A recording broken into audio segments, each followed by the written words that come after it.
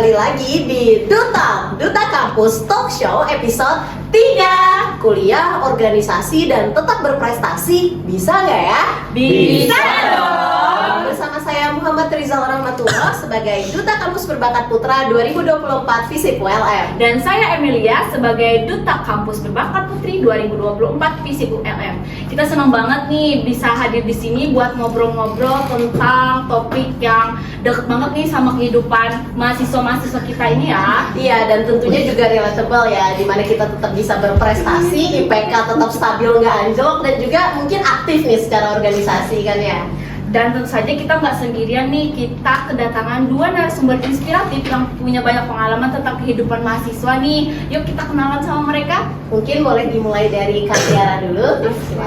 Halo teman-teman semua, kenalin nama aku Tiara Karina, mahasiswa dari Ilmu Pemerintahan Angkatan 2023 FISIP ULM. Bisa dipanggil Karina, panggil Karina. Oke, kemudian Kak Fahmi. Halo semuanya, perkenalkan nama aku Rijal Fahmi, mahasiswa Administrasi Publik Fakultas Ilmu Sosial Ilmu Politik Universitas Lambung Mangkurat. Dan mungkin teman-teman bisa manggil aku Rijal atau Fahmi aja seenaknya. atau keduanya. Boleh. Oke, kita lanjut ya. Untuk kita masuk ke topik perbincangan nih kali ini nih buat Kak Rijal nih. Boleh dong ceritain sedikit kesibukan kamu sekarang, lagi pegang organisasi apa atau ada kesibukan lain nih di luar kampus? Bisa? Oke, sebelumnya soal kesibukan ya, saat ini aku sebelumnya itu tergabung dalam Duta Inspirasi Indonesia. Dan untuk kesibukan itu sendiri tentunya di bidang kalau organisasi sebenarnya masih dalam lingkup Duta Inspirasi Indonesia seperti itu. Dan kalau kesibukan di kampus ya seperti mahasiswa umumnya, belajar, kampus dan sebagainya gitu. Tapi untuk kayak kesibukan aku yang benar-benar sibuk itu saat ini aku sedang memegang sebagai fasilitator Duta Inspirasi YouTube dari Duta Inspirasi Indonesia. Nah di sana itu aku benar-benar harus bisa sebagai fasil yang membersamai teman-teman YouTube kayak gitu. Dan itu sih biasa kesibukan aku sekarang. Wah, sibuk banget ya sebagai seorang fasilitator yang multi talent. Mungkin kalau Kak Karina sendiri kesibukannya apa ya? Oke, kalau aku sendiri sebenarnya gado-gado sih ya, perpaduan antara kuliah, terus organisasi. Betul sekarang tuh aku pegang 4 organisasi. Wah, banget ya. Terus aku juga kerja sekarang tuh. Jadi aku tuh benar-benar harus membagi waktu aku gitu loh. Kalau di FISIP ULM sendiri aku tergabung di Lembaga Pers Mahasiswa FISIP ULM. Aku menjadi redaktur tulisan, kemudian di Himapem FISIP ULM juga sebagai anggota gitu. Banyak Multi ya. talenta banget kedua narasumber kita. Banyak banget kegiatan ya. Oke, sekarang kita flashback sedikit ya buat aku sendiri kan yang sebagai Duta Kampus Berbakat nih ya, punya kesibukan, banyak kesibukan juga nih, kayak misalnya kayak ada latihan, kerja, atau kayak kita tuh deadline tugas lah ya, banyak tuh. Terus buat kalian nih, dulu pas awal masuk kuliah lebih fokus ke akademik atau ke organisasi nih, dan waktu itu apa sih jadi motivasi kalian buat masuk ke dalam kegiatan itu, entah dari upgrade diri, bangun relasi, atau mau cari kesibukan aja nih? Mungkin kan tadi udah dari Kak Karina perkenalan duluan, mungkin kayaknya waktunya Kak Fahmi nih buat jawaban duluan. Oke, kalau apa tadi soal cerita aku ya.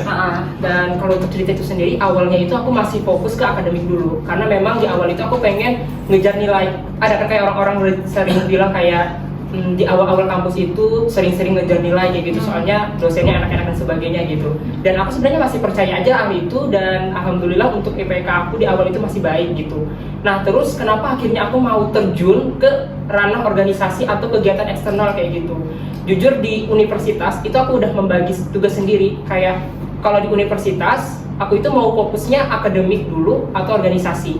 Kalaupun keduanya, organisasi apa nih yang mau aku pegang? Nah tapi kalau aku itu sendiri lebih milih kayak oke, di universitas aku sibuk belajar sama prestasi di bidang debat kayak gitu. Kalau mau organisasi aku mau eksternal aja, biar relasi aku lebih banyak, aku bilang gitu. Ya walaupun memang betul sih organisasi internal kampus itu bisa juga bangun relasi, tapi aku tuh nggak pengen takutnya kebablasan gitu loh, kayak kebanyakan yang aku pegang akhirnya malah nggak semuanya berhasil gitu. Dan makanya aku lebih ngejar yang eksternal, dan alhamdulillah tujuan aku pun juga ikut organisasi eksternal itu karena satu tentu menambah relasi gitu kan, nambah relasi yang besar dan sebagainya. Dan yang kedua personal branding, karena kalau kita kayak punya relasi yang besar, maka tentu insya Allah personal branding pun juga akan ikut. Berarti sudah ada pertimbangannya Iya, ya betul. sebelumnya. Mungkin kalau misalnya Kak Karina mungkin ada kan POV baru ataupun mungkin kayaknya sama deh pengalamannya sama yang Kak Fahmi ceritain. Oke, kalau aku beda sih ya POV-nya, terutama karena aku itu anak gap year sebenarnya. Jadi ketika aku masuk kuliah, aku pengen benar-benar memaksimalkan tahun-tahun aku di sini. Dan biasanya kan orang ada tuh kayak pembagian semester 1 ngapain aja, semester 2 ngapain aja. Nah aku tuh pakai pembagian kayak gitu. Jadi semester awal memang mau jalan akademik sambil organisasi. Nanti pas semester akhir fokus ke sempro, fokus ke skripsi kayak gitu. Alhamdulillah walaupun organisasi aku sekarang 4 ya, tapi di semester 4 ini IPK aku masih stabil banget gitu. Karena aku juga serius kuliah ini, berhubung aku juga dapat beasiswa kan gitu. Oke, bener banget. Tapi keren-keren sih, maksudnya semuanya aktif dan multi talent juga. Dan ternyata mereka nggak ngeiniin kuliah dan tetap IPK-nya tuh stabil loh. Mungkin tapi di tengah perjalanannya kita tuh pasti tahu dong kayak ada saat-saat kita dimana overwhelm nih, kebanyakan nih tugasnya kayak gitu. Atau bahkan dapat komentar dari dosen-dosen atau teman-teman nih, kalau misalnya ada tugas-tugas kelompok kan, terus soal IPK yang turun, kesibukan kalian di luar kampus juga banyak kan. Mungkin Kak Tiara nih duluan buat ngejelasinnya. Oke, kalau struggle ya, pertanyaannya itu pasti struggle-nya ada sih, terutama untuk manajemen waktu ya. Karena dalam satu hari itu aku harus banyak multitasking. Jadi misalkan aku di kelas tuh, aku harus ngerjain pekerjaan organisasi juga, bahkan pekerjaan aku jurnalis juga gitu. Nah tapi walaupun aku harus multitasking, aku tetap bisa dengerin dosen gitu. Mungkin ini salah satu skill yang harus diasah mahasiswa sih menurut aku ya.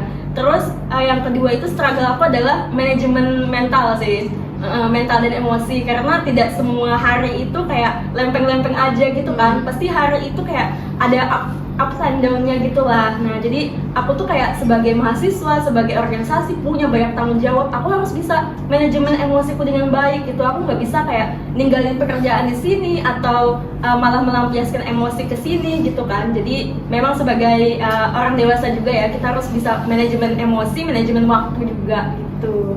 Oke, buat Kak Fahmi? Aku setuju sih sama Tiara, Kak. Tapi kalau aku pribadi ya, kalau misalnya ada overwhelm kayak gitu, jujur itu pasti semua orang tuh hampir sama rasanya, kayak aku capek banget gitu, kayak merasa capek banget minta ampun. Dan bahkan waktu itu aku pernah sampai nggak bener-bener kayak ini aku udah kelewatan nih ngambilnya gitu. Dan sebelum yang kelewatan itu, waktu itu ya kan ada pemilihan mahasiswa berprestasi di Universitas Muhammadiyah. Waktu itu aku minta saran dosen sebenarnya.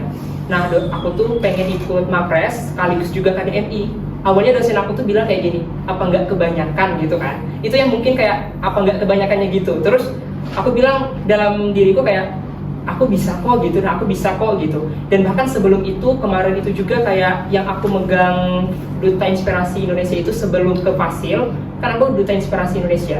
Nah itu kami punya program tersendiri atau event tersendiri gitu.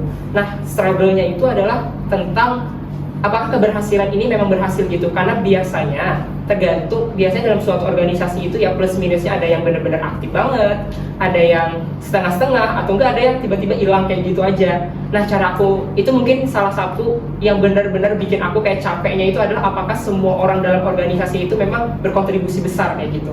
Tapi kalau yang kata Tiara tadi benar sih, kayak manajemen waktu, aku pun juga manajemen waktu benar-benar ya perlu diasah lagi gitu, apalagi soal apakah ini bisa atau enggaknya gitu. Itu sih struggle aku soal manajemen waktu juga. Tapi kalau soal organisasi itu soal apakah di internalnya itu mereka memang bisa berkontribusi secara aktif atau malah kayak bikin kita semakin capek gitu. Kayaknya aku mau nanya ke Kak Fahmi nih, fokus nih, soalnya tadi ada tuh nyenggong atau ngebahas sedikit tentang reaksi atau tanggapan dosen. Terus juga dilihat tadi Kak Fahmi pengalamannya memang banyak di luar juga kayak gitu, tidak hanya untuk eksternal kampus, tapi tidak hanya untuk internal tapi untuk eksternal kampus. Nah mungkin aku mau nanya gimana sih pandangan Kak Fahmi atau pandangan dari diri sendiri tentang kayak gimana sih orang-orang dosen, akademisi tentang mahasiswa yang aktif ini, apakah memang dirasa sudah memberikan dukungan yang seperlunya ataupun bagaimana, mungkin seperti itu sih. Betul. Kalau itu sih memang benar, harus sebagai dosen sih sebenarnya harus didukung ya. Tapi kalau aku sebagai pandanganku, kalau misalnya sebagai dosen itu sebenarnya bukan kayak apakah kamu bisa sebegitunya atau apakah kamu bisa handle semuanya, enggak, tapi kayak lebih ke ngasih semangat atau afirmasi positif kepada seorang mahasiswa gitu. Karena kadang ada beberapa dosen mungkin ya yang kayak bilangnya apakah ini kebanyakan dan sebagainya gitu, itu memang itu nggak salah sebenarnya, tapi kembali lagi kalaupun si mahasiswa tersebut kayak pengen tetap ngambil apa yang dia pengen, mungkin sebagai dosen kayak lebih oke, kasih semangat kayak gitu, kasih dukungan dan sebagainya kayak gitu. Karena mungkin menurut aku juga kenapa peran dosen di sana juga penting, karena tentu membangun mental apa yang dibilang, yang Tiara tadi bilang soal manajemen mental gitu.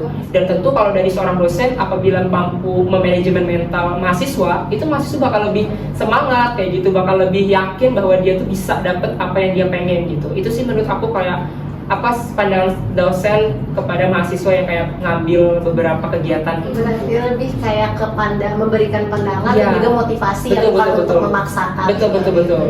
Oke, dan menurut Kak Tiara sendiri nih, kenapa sih mahasiswa itu perlu aktif dalam organisasi ataupun di luar kampus? Apa bedanya sih dengan mahasiswa kupu-kupu ya, yang sering disebut ya, dengan yang mahasiswa aktif itu sendiri? Oke, disclaimer ini bukan untuk ngejudge sih ya sebenarnya, tapi kita ada pandangan lah bahwa mahasiswa kupu-kupu itu kurang ideal dibandingkan dengan mahasiswa organisasi banget. Tapi menurutku itu pilihan masing-masing ya. Tapi selama masih di kuliah nih, karena kuliah itu kan butuh banyak biaya ya. Aku sangat mempertimbangkan biaya gitu. Terus waktu kita juga, tenaga kita gitu. Jadi sebisa mungkin dalam 4 tahun ini harus dimaksimalkan banget gitu. Dan kita tuh bisa melihat bedanya orang yang kuliah pulang dengan orang yang memang banyak kegiatan, memang ada sesuatu yang dia kejar di perkuliahan ini. Contohnya misalkan aku lihat teman-teman aku yang banyak organisasi, public speaking mereka tuh cenderung bagus di dalam kelas dan cenderung percaya diri ketika menjawab pertanyaan dari dosen misalnya. Nah, jadi organisasi itu bukan sekadar ikut-ikutan aja atau kayak pengen sibuk-sibuk aja, tapi itu tuh bisa melatih mental kita juga sebagai mahasiswa. Karena belajar itu bukan cuma sekadar di ruang kelas kan, kita juga bisa belajar banyak di organisasi gitu. Itu sih menurut aku. Nah, tadi kan udah ada tuh dampak-dampak positif yang mungkin kita bisa sama-sama ambil kayak gitu. Cuman pasti di tengah-tengah kegiatan organisasi, di tengah-tengah kita ngejar prestasi, tentunya ada struggle nggak sih, yang mungkin banyak juga yang mungkin nonton nanti relate dengan hal itu gitu. Pernah nggak sih kalian ngerasa, wah ini udah chaos banget nih, ini kayak nggak bisa lagi diatur nih, atau entah itu IPK yang drop, atau waktu yang nggak keatur, atau memang izin dari orang tua sendiri. Terus gimana kalian nyelesain masalah itu nih menurut masing-masing kalian nih? Kayaknya ini personal ya, jadi kayaknya kita berikan kesempatan masing-masing. Mungkin dari Kak Rizal dulu, silakan Kak. Oke, aku pernah ngerasa chaos itu ketika yang aku bilang tadi, kalau anggota organisasi itu nggak aktif banget, malah kayak bisa bikin kita yang kerja kayak gitu, kayak kita yang kerja, kita yang capek dan sebagainya gitu. Nah, waktu itu aku kayak ngerasa kalau aku merasa chaos yang kayak gitu dan sebagainya, aku pasti capeknya langsung kayak bilang ke diriku sendiri kayak, ya Allah, ya Tuhan, capek banget gitu. Nah, aku merasa langsung bilang aku capek gitu. Tapi bukan berarti kayak udah aku stop aja gitu, karena kalau aku udah ngambil, kalau aku udah pegang itu berarti emang aku harus selesaiin gitu. Nah, contohnya struggle-nya aku waktu itu misalnya soal manajemen waktu yang dibilang Tiara tadi, atau soal yang terlalu aktifnya banyak anak-anak di dalam organisasi misalnya. Itu aku menggunakan 2 pendekatan sebenarnya supaya itu nggak berpengaruh buruk ke aku. Pertama, aku tuh bilang kayak gini, kita itu sebagai duta di sini. Jadi pendekatan aku itu sebagai kepro dulu, sebagai ketua program di sana, aku bilang kita di sini sebagai 2 manusia, seorang duta dan seorang anak muda. Gimana caranya kita sebagai duta, mari kita berbicara soal duta, apa tujuan kita daftar duta ini gitu. Kenapa kita memantaskan diri untuk mendaftar duta ini gitu. Terus yang kedua, di sini kita berbicara sebagai anak muda yang memang pemikirannya itu masih mind blowing banget gitu kan. Dan aku tuh bilang, kalau kita sebagai anak muda, apa fokusan tujuan kita dulu dalam masa muda ini? Jadi kita harus lebih aktif dan lebih sering gitu. Jadi chaosnya itu bukan dari secara individunya aku juga, tapi juga apakah internal organisasi itu memang mendukung gitu. Malahan kalau memang internal organisasinya nggak terlalu mendukung, itu bakal lebih chaos lagi bagi kita kan. Dan yang kedua soal manajemen waktu yang Tiara bilang tadi itu juga, aku cara menyelesaikan masalahnya itu kayak apa nih yang mana deadline, mungkin ini kebanyakan orang yang sama sih kayak aku, kayak deadline mana nih yang lebih duluan, apa yang lebih urgent dan sebagainya. Karena kebetulan memang kalau membuat suatu kegiatan itu pasti ada beberapa kegiatan harus dilaksanakan gitu kan. Nah terus apa sih yang sebenarnya menjadi urgentnya dari kegiatan itu dulu harus diselesaikan pertama, baru kita lanjut ke sesuatu yang memang kayak ya masih bisa santai-santai gitu ya, betul-betul kayak nanti dulu santai-santai tapi tetap fokus kayak gitu. Nah itu pun sama aku korelasikan ke kuliah gitu, kayak aku kuliah, aku pengen belajar dan sebagainya, jadi aku harus tetap fokus, wajib aku itu sebagai mahasiswa kuliah kayak gitu. Jadi berarti skala prioritasnya sangat-sangat ini ya? Iya betul kayak ada ngatur skala prioritas tersendiri, logistis dan sebagainya kayak gitu. Berarti jadwalnya yang teratur ya? Iya betul. Kayak setiap ada kegiatan itu harus dicatat nih apa harus yang gimana yang mana yang didahulukan, yang mana yang mungkin nanti bisa nyicil. Betul. Mungkin Kak Karina bagaimana? Aku tuh sebenarnya masih mut-mutan ya orangnya, jadi kadang mood aku itu mempengaruhi apakah aku mau mengerjakan sesuatu gitu, mempengaruhi motivasi aku lah. Nah tapi misalkan aku sudah overwhelming banget gitu, yang pertama aku take a break dulu sih, bener-bener nggak ngerjain apapun. Aku tuh kayak sering merasa bersalah gitu loh, misalkan nggak ngapa-ngapain, sumpah sampai teman-temanku tuh kayak bercanda, kamu bahkan di WC pun kamu kasih laptopan ya. Astaga. Jadi sampai kemana ya? Iya. Saking mereka tuh ngeliat aku tuh workaholic banget gitu loh. Tapi sebenarnya aku tuh deep down aku juga nggak mau kayak senantiasa megang laptop, senantiasa mikir, itu kan butuh banyak energi ya. Jadi benar-benar aku matiin HP, aku matiin laptop, nggak peduli notifikasi apa-apa. Tapi itu works untuk jangka pendek aja sih. Soalnya jangka panjang kan nggak mungkin gitu. Terus yang kedua itu benar-benar memperhatikan kebutuhan diri aku sih. Jadi aku tuh perlunya apa sih sekarang? Apakah aku perlunya ngerjain ini? Jadi aku tuh kayak punya ambisi untuk menyelesaikan segalanya gitu loh. Aku harus bisa ini, aku harus bisa itu. Tapi balik lagi kita harus memang nyusun prioritas diri kita. Apakah pekerjaan lebih dulu daripada kesehatan mental gitu kan? Nah gitu. Terus yang ketiga mungkin refreshing aja ya. Tapi refreshing aku tuh kayak baca buku misalnya, atau aku pergi ke taman misalnya kayak gitu. Jadi bener-bener connecting sama diri aku sendiri gitulah. Itu sih lebih ke internal sih kalau aku memperbaikinya itu gitu. Ini nih mau tanya nih, penasaran ya, sebagai mapres di sini kan nih multi talent banget nih. Buat aku kan yang sebagai yang banyak kesibukan di luar kampus nih, kayak mikir nih kalau misalnya ada UTS tiba-tiba nih, gimana caranya belajarnya nih, kayak atau mau nyicil dari sebelumnya atau memang kayak sehari Sistem kebut semalam. Gimana sih buat kakak nih, pandangan kakak nih gimana cara belajar yang efektif nih supaya misal kayak lebih maksimal nih ke tugasnya atau ke UTS UASnya? Silakan dari Kak Tiara dulu, ladies first. Oke. Aku tuh punya prinsip, aku harus suka dengan apapun yang aku kerjakan. Jadi kalau tugas itu, kalau misalkan aku nggak suka tugasku, aku bakal ulang lagi tugas itu. Ya, jadi kayak jiwa-jiwa perfeksionis gitu lah. Nah, cara aku tuh biasanya aku mengalokasikan waktu dulu ya untuk ngerjain tugas itu gitu. Bener-bener fokus di work gitu lah. Nah, terus yang kedua itu aku bener-bener memahami nih apa sih tugasnya itu kayak gitu. Nah, tapi kalau misalkan aku nggak paham, aku bisa nanya-nanya gitu. Terus yang ketiga, aku biasanya baca banyak referensi. Kalau ngerjakan satu tugas, aku tuh nggak suka asal-asalan ngerjakan tugas itu. Kayak aku harus bener-bener paham nih dari akarnya tugas ini tentang apa gitu. Ini mungkin balik lagi ke diri aku yang memang suka belajar gitu. Aku memang punya rasa pengetahuan, rasa ingin tahu yang lebih tinggi lah kayak gitu. Jadi itu sih tips aku. Kalau aku apa ya? Aku bingung. Enggak. Kalau aku pribadi, kalau misalnya ada UTS yang kayak gitu, kayak terutama mendadak ya, itu sebenarnya realistis. Kayak oke, belajarnya ketika hampir mau mendadak itu, karena kan itu dadakan gitu. Tapi kalaupun biasanya beberapa ada memang dosen yang ngasih UTS beberapa hari sebelumnya kayak gitu. Nah cara aku itu adalah ya sama sebenarnya kayak Tiara juga, soal ya perbanyak ilmu pengetahuan dan sebagainya gitu. Tapi cara aku itu kayak aku nggak semua materi itu sebenarnya aku baca, tapi aku lebih ke apa sih sebenarnya materi yang gak aku ngerti gitu. Kayak kalaupun aku udah ngerti, segeneralnya materi itu aku ngerti, oke aku ngerti gitu. Tapi kalaupun itu kayaknya aku masih belum ngerti deh. Aku harus bisa mendalami lagi soal itu gitu. Nah kalau soal misalnya tiba-tiba ada UTS dadakan dan sebagainya gitu, ya mau nggak mau aku harus SKS gitu, SKS banget. Kayak misalnya, oke besok UTS tiba-tiba mendadak, harus kebut nih apa sih mau dikerjakan besok, soal apa, tugas apa.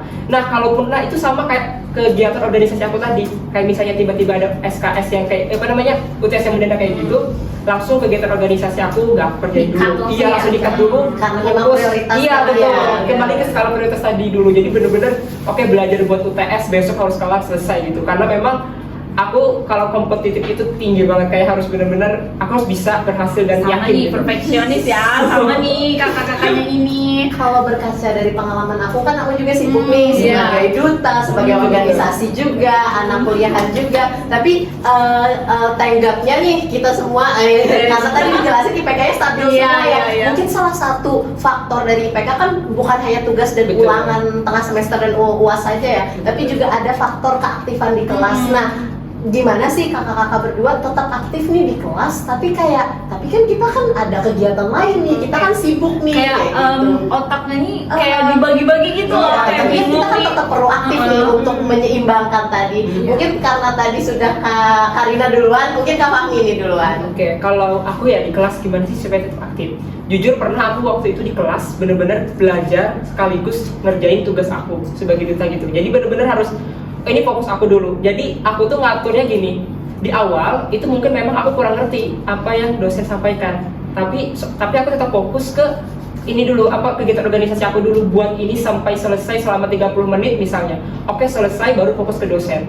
Nah, apa yang menurut aku dosen tadi udah aku pahami, itu tetap aku anggap sudah insya Allah ngerti gitu.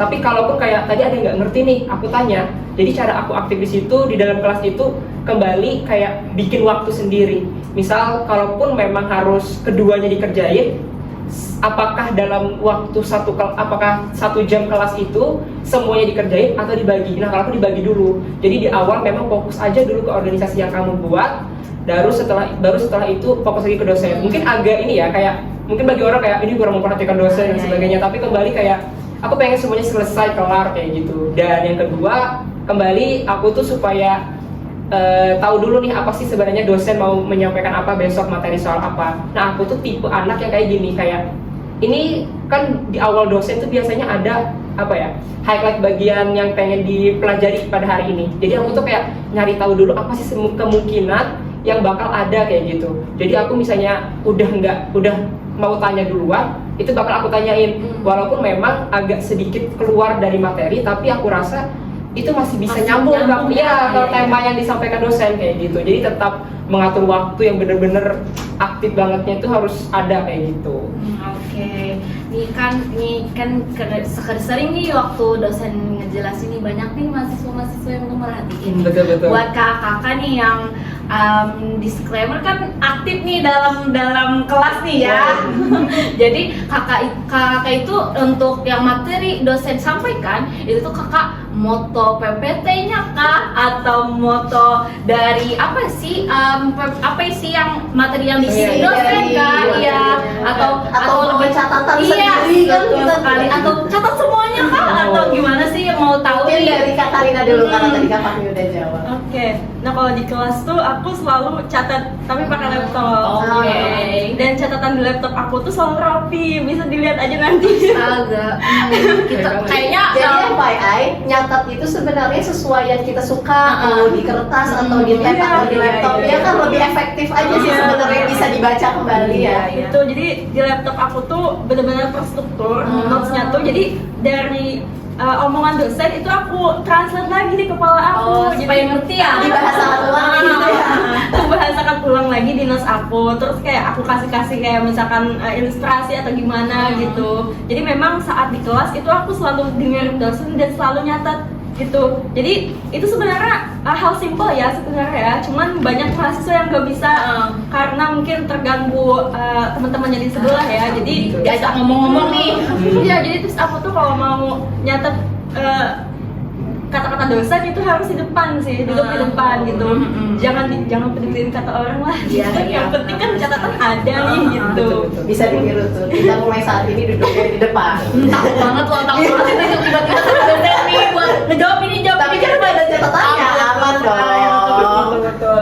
Terus dari struggle yang ada tadi itu pasti ada titik baliknya kan ya. Bisa nggak sih kalian ceritain gimana akhirnya kalian bisa keluar dari struggle itu nih, belajar ngatur waktu, manajemen waktu yang baik, dan bisa dibilang sih gimana cara kalian benar-benar konsisten dalam jadwal yang kalian buat sendiri tuh.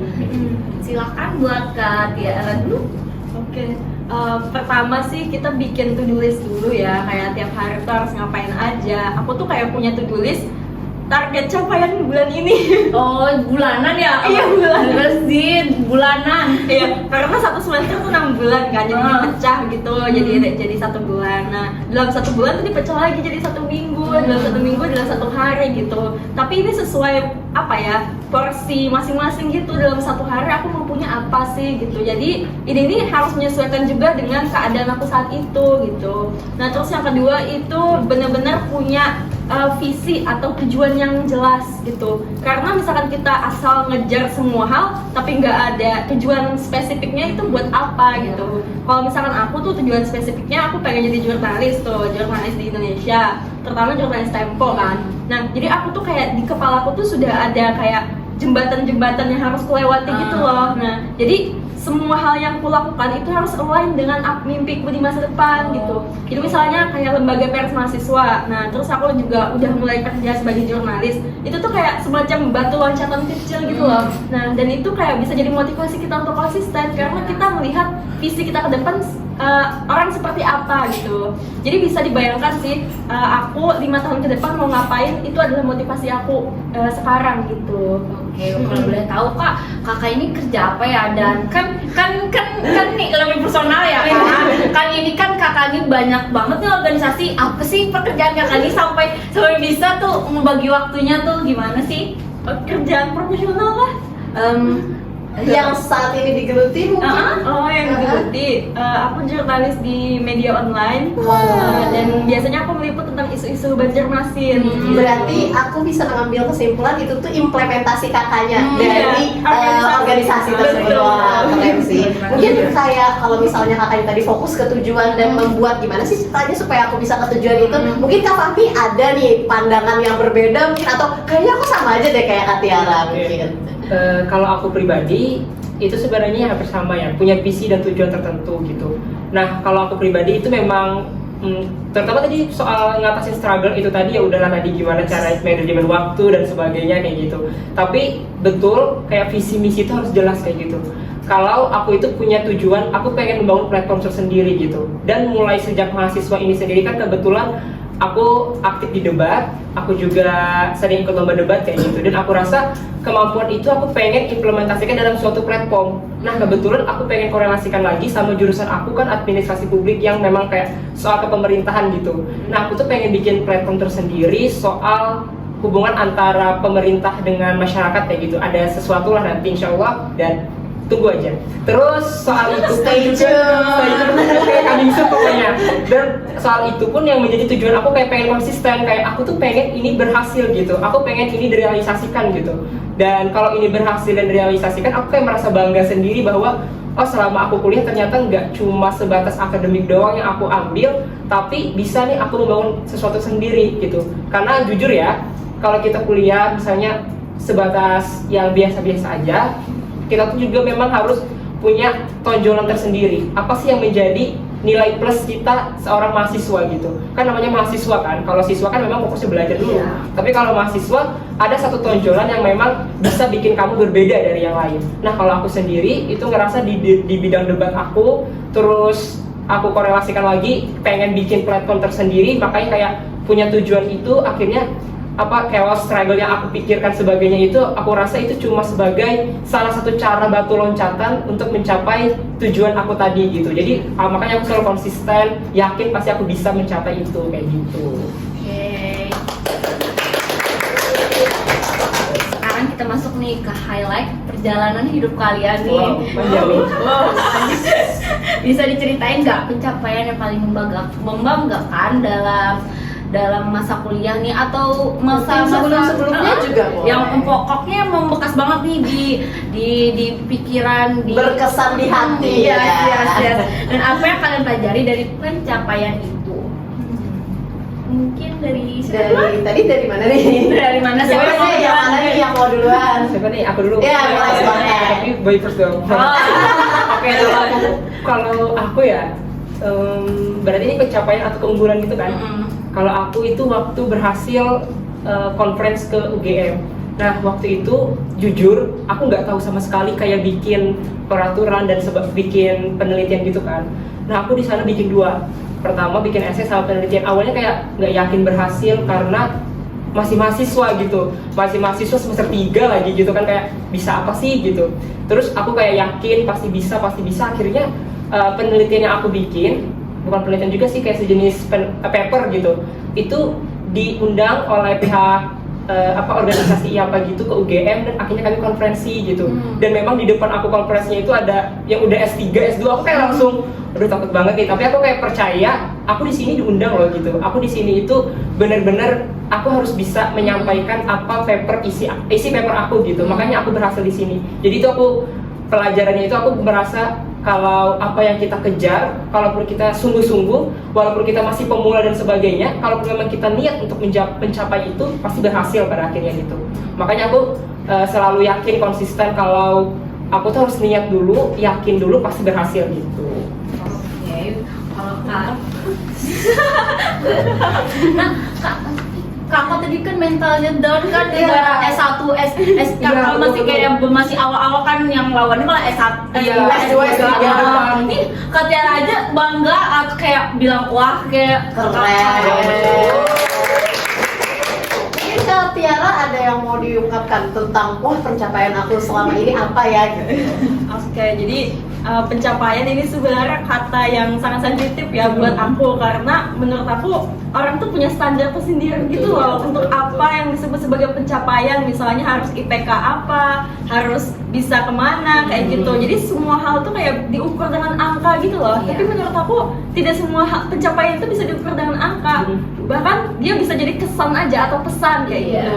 Nah, jadi aku tuh mainnya nggak jauh-jauh ya, masih di Kalimantan Selatan aja, tapi waktu itu aku harus ngajar anak-anak SD gitu bahasa Inggris, dan itu ditapin gitu. Dan aku kayak setiap Sabtu ngajar itu bersama Pemuda Bakti Banua lah, karena aku di divisi pendidikan kayak gitu.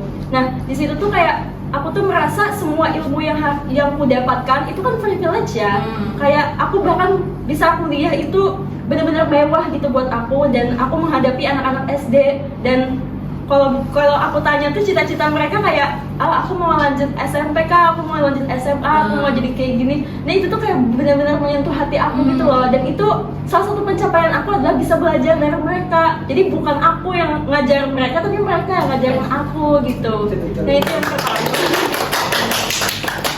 Ya, jadi kita tuh kayak nggak boleh memandang orang berdasarkan apakah status sosialnya tinggi, apakah pendidikannya tinggi kan, tapi pelajaran apa yang bisa kita dapatkan gitu Dari pengalaman itu. Iya. Nah, terus yang kedua itu adalah karena tadi aku gap year ya, dan selama gap year itu aku kerja dulu, jadi aku benar-benar tahu nih struggle-nya cari uang gitu kan. Terus aku kayak merasa rendah diri juga, kenapa sih aku tertinggal dari teman-temanku yang udah kuliah gitu. Nah, tapi pas aku benar-benar jalanin, aku ikhlas aja, aku gap year kan. Terus aku masuk universitas ini, masuk ilmu pemerintahan, itu benar-benar pencapaian terbaik aku selama ini kayak gitu. Karena kataku tadi biaya pendidikan itu sangat mahal ya, dan tidak semua keluarga bisa mencukupi itu. Dan aku adalah salah satu calon sarjana pertama di keluarga aku gitu.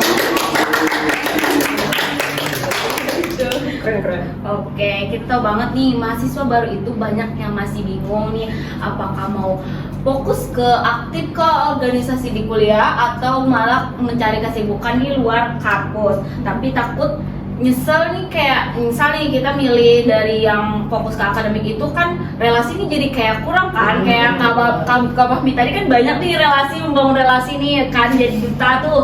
Terus jadi menurut kalian apa sih saran yang paling efektif buat mahasiswa baru nih? Dan mungkin juga sarannya realistis Yes, ya, biar yes. juga teman-teman mudah tuh memahami karena mereka masih mahasiswa baru yang sebetulnya belum adaptasi ini, adaptasi. Boleh nih buat Boleh nih dari Fahmi lagi. Saran buat mahasiswa baru sebenarnya bukan kayak kamu pengen ngejar apa dulu, tapi apakah kamu bisa untuk mencapai itu. Karena kadang kalau kita pengen tetap memaksakan diri tapi kitanya sendiri pun bingung atau apa sebagainya, itu bakal menyusahkan diri sendiri gitu. Karena kita semua itu terlahir mempunyai kemampuan yang berbeda-beda gitu kan. Ada orang yang mungkin manajemen waktunya lebih baik dari kita, mungkin manajemen mentalitinya lebih baik daripada kita. Dan mungkin aku nggak bakal nyaranin kayak kamu ambil aja akademik, kamu ambil aja organisasi atau sebagainya. Tapi kembali lagi ke diri kamu, apakah kamu bisa untuk mencapai tersebut? Kalau memang kamu fokusnya ke akademik dulu, oke silahkan. Kalau kamu memang fokus untuk ketiganya, semuanya kamu ambil, oke silahkan. Tapi kembali, apakah kemampuan untuk mencapai itu memang bisa gitu? Kalau akhirnya menyusahkan diri kamu sendiri, lebih baik carilah yang paling sederhana, sesimpel kayak udah kamu belajar aja rajin-rajin. Seenggaknya satu yang dapat kamu dapetin adalah ilmu pengetahuan yang besar. Tapi kalau semuanya nggak kamu dapetin, ya nggak ada artinya juga gitu. Makanya lebih ke kamu harus bisa meyakinkan diri kamu bahwa kamu bisa mencapai apa yang kamu inginkan.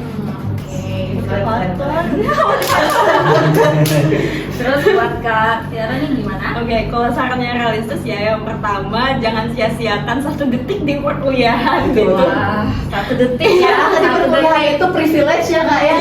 Tapi lagi-lagi pendidikan itu adalah Privilege privilege. sekali. Pendidikan itu sangat mahal di Indonesia gitu kan.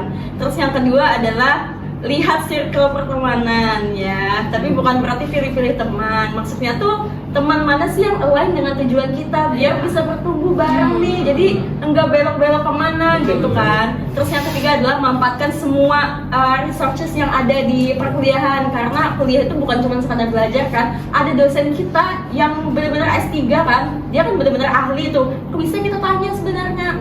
Terus atau teman-teman kita, apakah mereka kayak ikut organisasi atau punya kenalan tertentu, bisa tuh minta jalurkan kayak gitu kan. Nah terus buku-buku di perpustakaan juga, pokoknya semua sumber daya yang ada yang bisa kita nikmati itu harus bisa dimanfaatkan gitu. Terus yang terakhir mungkin ya ditentukanlah visi dan misi selama di perkuliahan itu, karena meskipun kita masih remaja, bukan remaja sih lah, Remaja menuju dewasa.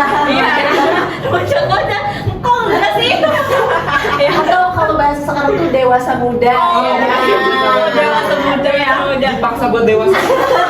ya, meskipun kita kayak masih remaja menuju dewasa gitu, masih labil, masih mut-mutan, tapi kita tuh nggak bisa loh ngikut arus atau kita terombang-ambing dengan kebingungan dan kegaduhan orang-orang kayak gitu. Kita juga harus punya pendirian sebagai mahasiswa, sebagai anak juga, apa sih yang mau kita tuju gitu sih.